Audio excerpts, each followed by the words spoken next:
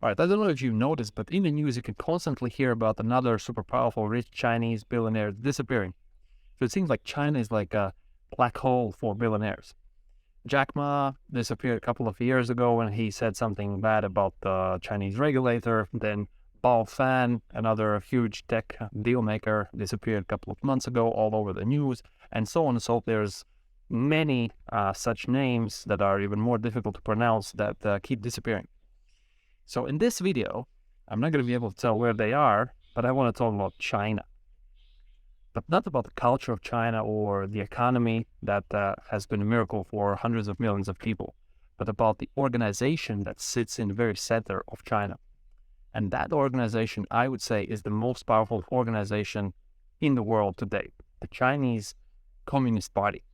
And why would I give a shit? Why would you give a shit? That's a very good question. For me, the reason I'm interested in this topic of China and Chinese Communist Party is fairly simple. For the last 100 years, the US has pretty much dominated the world. And I live in a culture where it's very much Americanized and it's Western. And the values that we share are popular culture like movies, sports, music, technology, all the big US tech firms, democracy, capitalism, admiring billion-dollar companies and billionaires, individualism, all the personal freedoms that we cherish, mobility, self-expression. All of these things are very familiar to me and very important to me.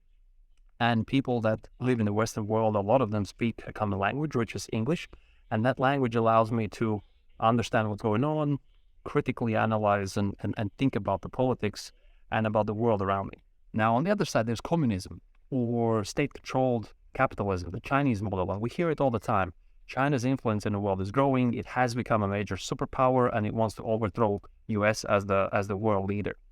And especially with the Ukraine war happening, the little rocket man Putin is trying to buddy up with his boy Xi Jinping, and they want to change the world order. And so that seems to make China's position in the world more and more powerful. And from one side, it seems like it's just global geopolitics, and why is it even relevant for anybody other than the global elites? Well, the question I ask myself is, let's say in the next 50 years, if I'm lucky, in my lifetime, what happens if China and the Chinese way does become most dominant in the world? What do I know about the Chinese Communist Party? What do I know about their way of thinking and their way of life? And this one person that rules this Chinese Communist Party as a complete dictator. So I've been to China a few times. I've spoken to people there. I've read books on China's history, economic development. But then I came across this book that really gave a sense of the behind the scenes of how the Chinese Communist Party really works. And also this book explains why these poor billionaires keep disappearing. And this book is called The Red Roulette. The author is Desmond Shum.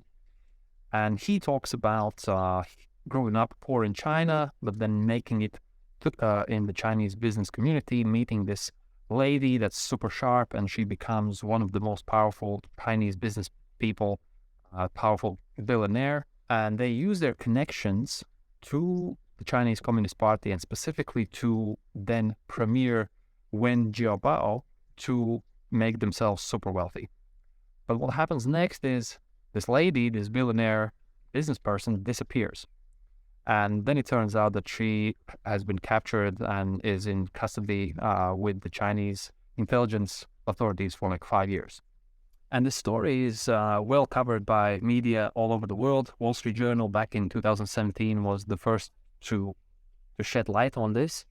But what I found fascinating from this book are a few insights. Number one is this book helped me understand what the Chinese Communist Party really is. And the answer is it's a monopoly on everything in China. It's people, it's resources, it's information. So everything is under control of the party. And for any monopoly, the primary objective is to stay in power. And that is what all of these party members are trying to do, to stay in power, one. And second, all of the key members of the party, they act with the government resources as if they were personal resources. And everybody does that. Number two, laws in China are made retroactively and with vast gray areas, with the point being that the Chinese Communist Party can come down hard and punish anybody at any point for different reasons if it's necessary. Number three, the party elites, the red aristocracy, really kind of inherit the power from generation to generation. So this concept that everybody is equal in the Chinese communist system is just as full of shit, and it's nonsense as much as thinking that everybody can make it big and successful in America. Number four, relatives of the party members make fortunes and stay super wealthy simply by selling access to the party members, to people that make decisions in the party, to whoever wants to do business in China, whether those are companies or individuals. And that's how it works. And this system is called guanxi.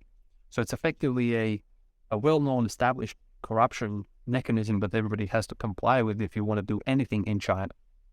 And number five, the constant corruption scandals that we hear in the news in China and clampdowns on corruption, especially in the Xi Jinping's years since 2012, it's really more methods of fighting, punishing, and retaliating against for one party member against another one in fight for the power. So my conclusion is I would not want to be a part of a system that is managed and controlled by this centralized organization, and then there's this vicious dictator sitting on top of this party, and it all happens in a language that I don't understand. So my hope is that, selfishly at least for the next foreseeable decades, the Western world still rules and dominates, so privileged white folks like me can make YouTube videos. But on a more serious note, Chinese power is pretty scary, and it's a world that I don't understand, and it's a different set of values, and it's all about control. So let me know what you think in the comments below. What do you think about China, the Chinese Communist Party? Thanks for watching this video. Like and subscribe. Appreciate it. See you in the next one.